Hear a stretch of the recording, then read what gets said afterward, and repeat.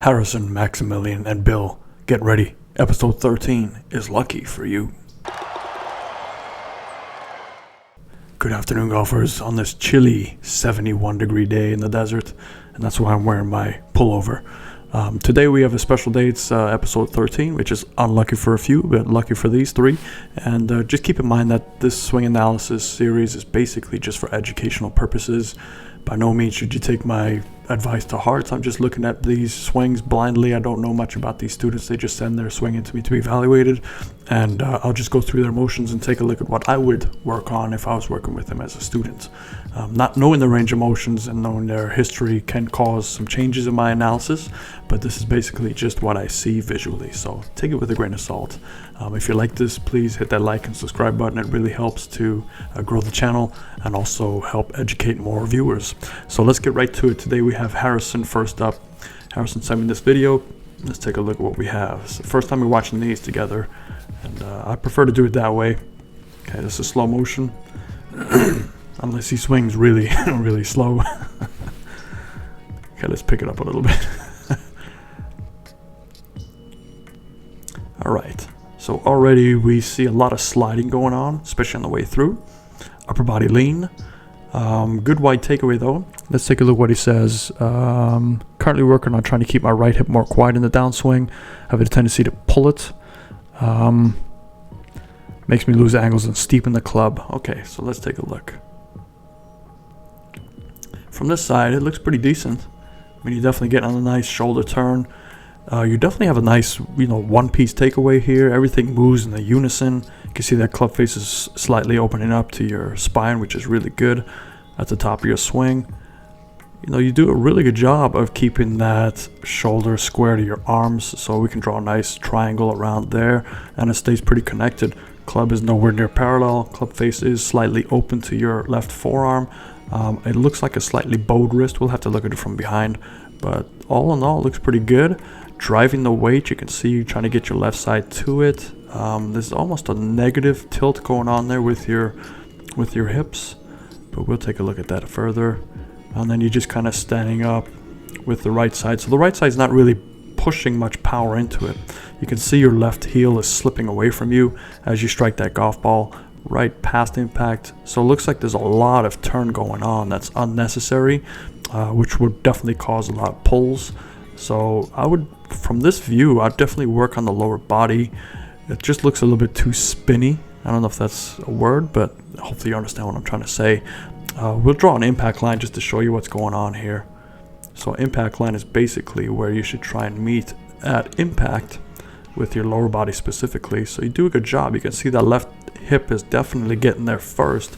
However, I see a negative tilt. So it's a pretty rare thing to do, but your left hip is actually lower than your right hip at this point, and that's going to cause some steepness, and I can see why you can be a little bit steep, more over the top, because now your hips can't quite support the upper body like it needs to, and I think you might try and drive it into it, and then it's shallowing out a little bit, but it's still, I'd say that's maybe parallel. It's hard to tell because that shirt's kind of throwing it off, but it's parallel, and then it goes back to being your positive tilt. So it's a little bit delayed.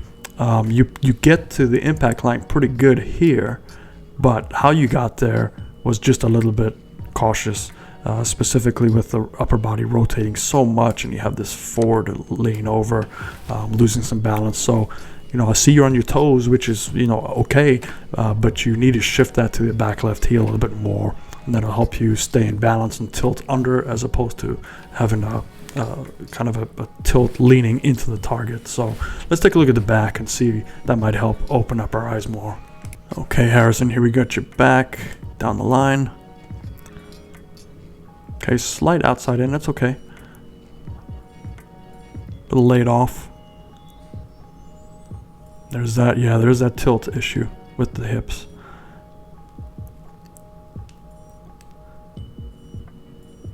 Okay, so from this point of view, you can definitely see that left heel spinning around as you strike the golf ball. So it just looks like a very upper body issue by tilting and driving your weight insufficiently.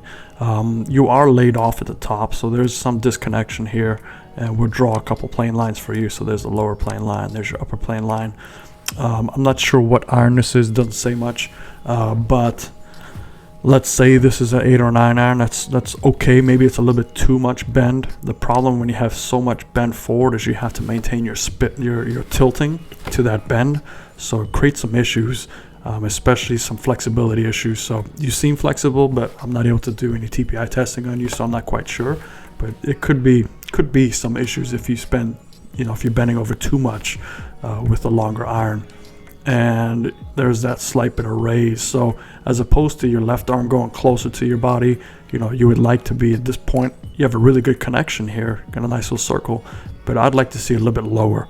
But because you have so much increased tilting, because you're bent over so much, when you increase your tilt to stay on that back line here, your spine angle, your arms do tend to go up as a result. So that's just maybe because you're bending over so much. And your shoulders do a pretty good job at getting to that tilt. They flatten out a little bit, but your arm position, you can see that motion there at the top, pretty laid off. If this club can just at least get closer to that top plane line, that's ideal. That could just be from, I have a huge guess that this is standing too bent over. So maybe if you straighten up a little bit and you can get your arms to go up a little bit higher, and that'll stop you from tilting so much and then feeling like you have to disconnect the club to get it somewhere near your plane line. Hopefully that makes sense to you. As you come down through it, let's put a back brace line on there so you can see. As you come down through it, drop the club pretty nicely in the slot there. So you've able to work your way around it. The club goes right through your hands, so really good. So you do a lot of really good stuff here. Okay, good. So your hips are opening up, your shoulders are pretty square to the target, which is a really ideal position.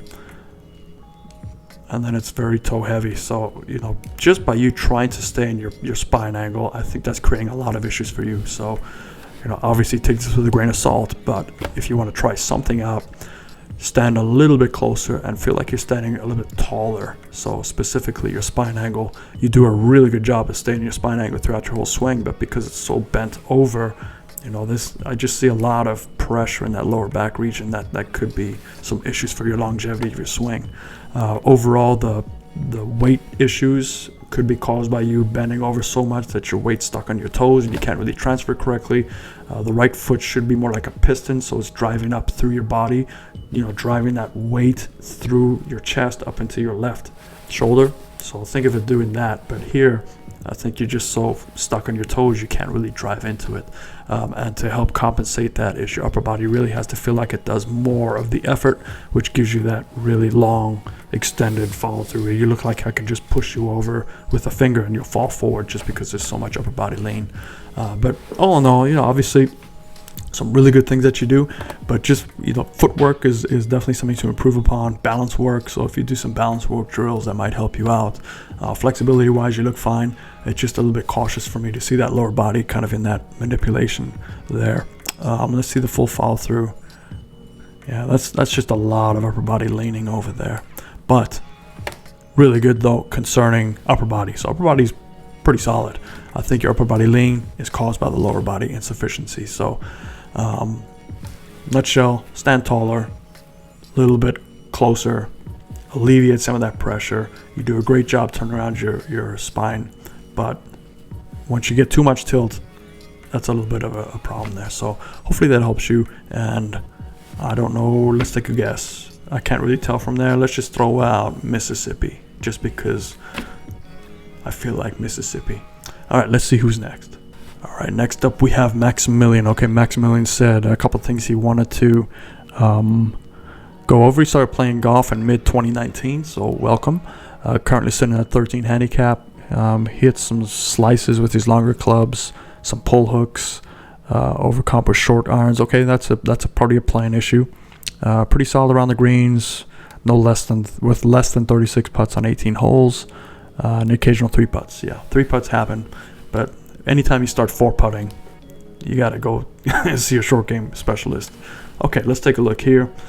I'm not sure if this is in slow motion. Doesn't look like it. Actually, it is. All right, looks pretty solid, pretty stable. Little tiny forward press. good top position. I see a lot of turn established right away. Upper body seems to be leaning a little bit towards the target. Okay, let's take a look here. Let's break this down.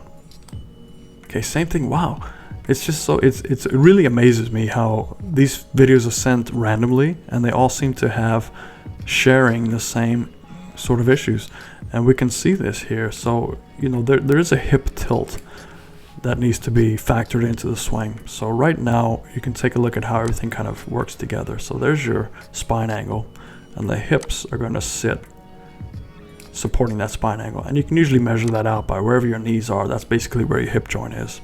And at the top of your swing here, you know, they're still pretty relative here, and now all of a sudden as you get down into it, you can see this hip joint is now pointing down. Now I know we want a little bit of that angle as we're shifting back under, but now all of a sudden that hip joint is a little bit too far pointing down. That's just maybe insufficient weight drive. So it looks like this hip needs to start the transition first. Right now it looks like you're kind of leaning into it, and then you're buckling in on your hips, and then from there you kind of delayed a little bit, and you have to do a lot of makeup here, and they straighten out. They're not quite tilted as much as they could be, but all in all, I mean, the weighting on your feet, you can see it's, again, still toe. So look at that back left heel that's kind of spinning on you, and you're trying to stand up through the shot, but you do a really good job of keeping your relationship together. So there's your shoulders and there's your arms, so they're still out in front of you. So really good positioning here. Again, it's the same sort of issues that we saw in the last swing. It's just a little bit of that leaning down instead of driving. So I don't see much driving. You see that right foot kind of spinning? So the right foot spinning instead of being planted and pushing. So the right foot kind of pushes up, and that'll, I know there's so many lines here, but that'll help your tilt be a little bit more up. Now that's exaggerated, but it should feel like you're going up, which will help your lower body tilt under, so you don't have to feel like you're covering the golf ball. And I can see why you hit some rope hooks every now and then because of that, and the occasional slice with the longer clubs, because long clubs you just can't catch up quite as much. But let's take a look at the down the line. All right, so down the line, let's take a look here. Okay, definitely off the toes. Again, you can see it shifting in the toes. So your head's moving into the golf ball, weight stacking in the toes. From there, unless you push back to that left heel, it's kind of stuck. And there's a lot of standing up, just because it's pushing to your heels and you're standing up to get out the way. All right, this one doesn't look so much like your left tilt issue, so maybe it was just that one swing. It's hard to tell, but yeah, for sure. So there's definitely some weight issues, and weight issues always cause you to stand up. So here's a good example here, and maybe you're standing up to help the club go back in the slot. We'll have to take a look.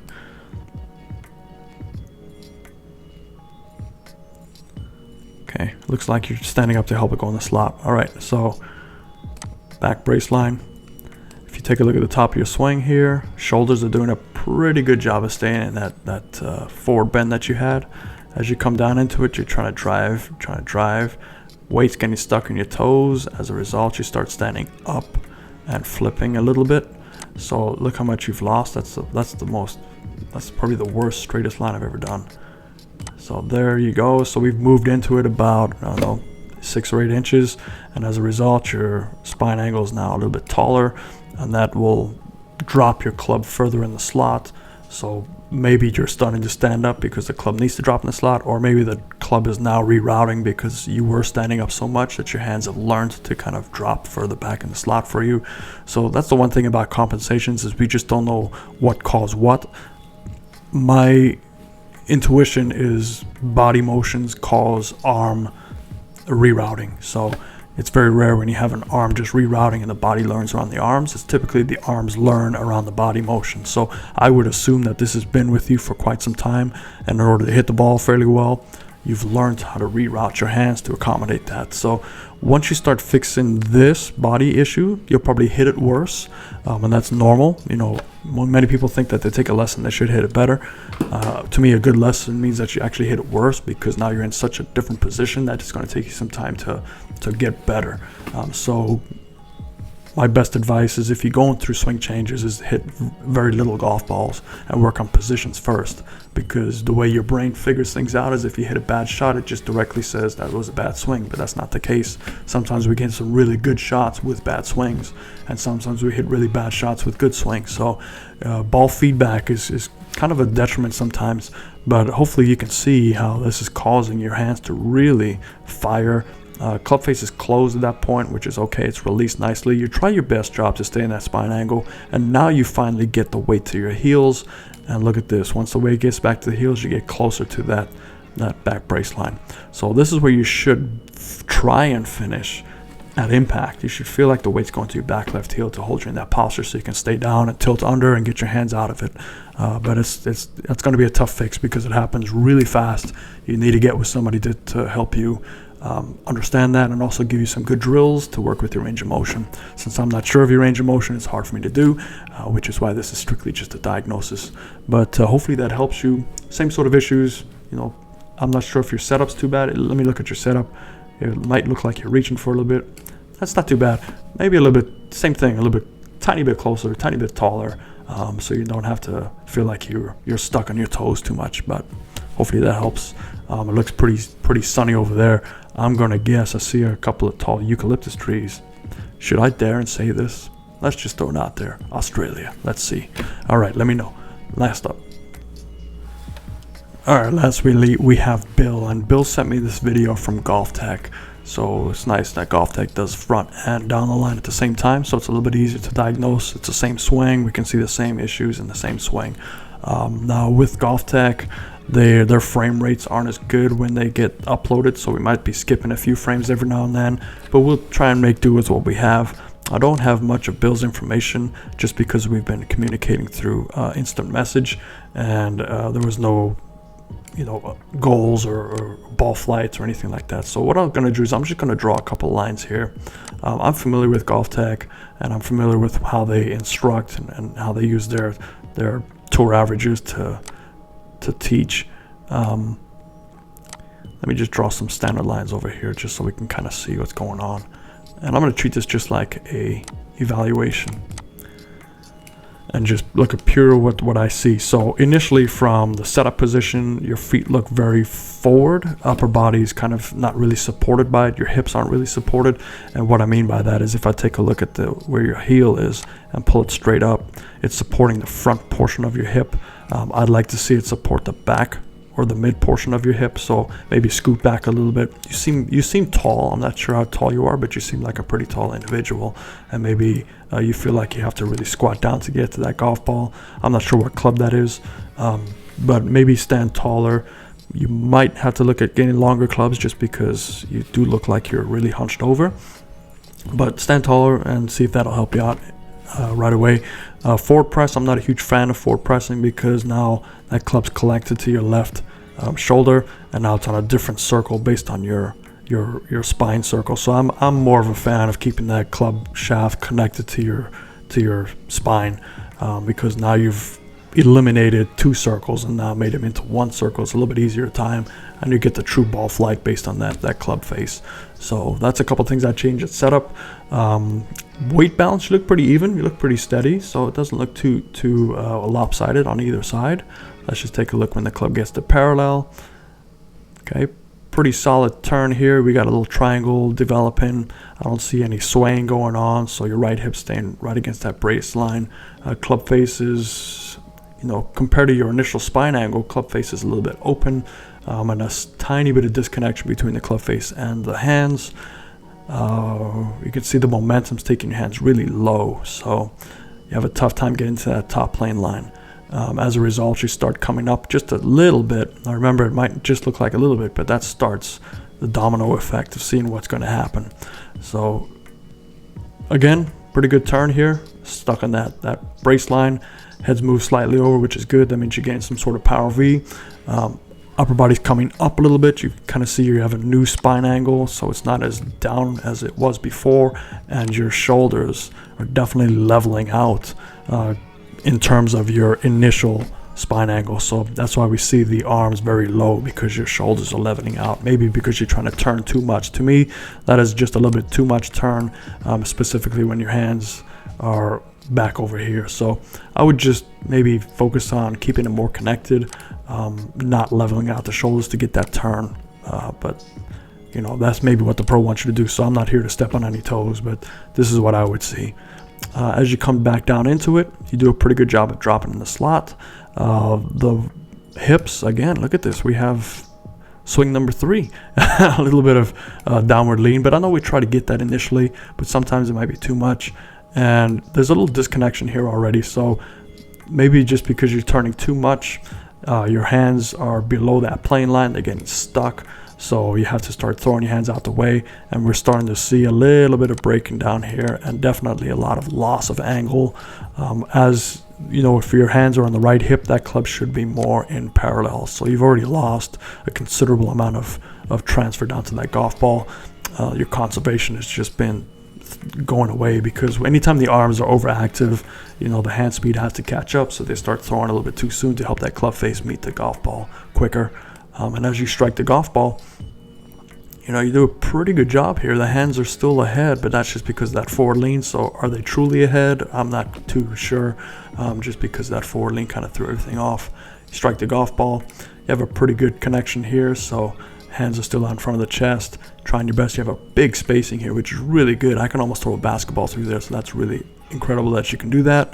As you follow through, you come on back up, and the follow through just looks a little bit stiff in terms of how you drive your right foot. So if we take a look at the weighting on your feet, we see it's trying to get to that heel. It's doing a pretty good job, but it just looks like your hips are stuck.